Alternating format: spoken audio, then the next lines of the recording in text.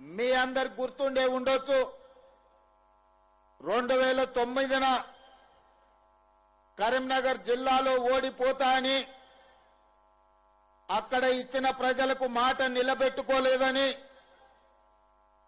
మళ్ళీ వాళ్ళ చేతికి దొరికితే చీల్చి చింత గడతారని అక్కడి నుంచి ఇక్కడికి ఒక నాయకుడు వచ్చిండు. తెలంగాణ ఉద్యమం పేరు చెప్పిండు.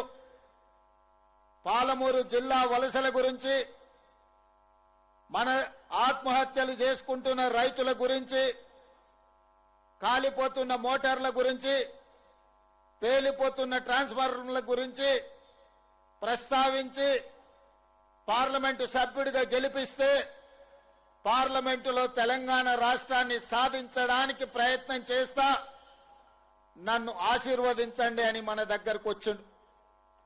వలసల కష్టాలు మనకు తెలుసు, ఆత్మహత్యల కష్టాలు నష్టాలు మనకు తెలుసు.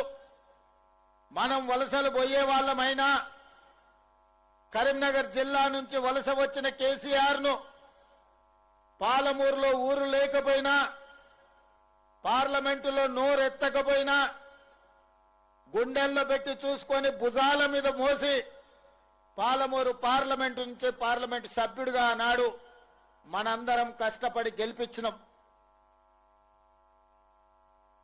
గెలిచిన చంద్రశేఖరరావు గారు 5 సంవత్సరాలు పార్లమెంటు సభ్యుడిగా ఉన్నా 5 సార్లు కూడా మన జిల్లాకు మనల్ని కలవడానికి రాలేదు.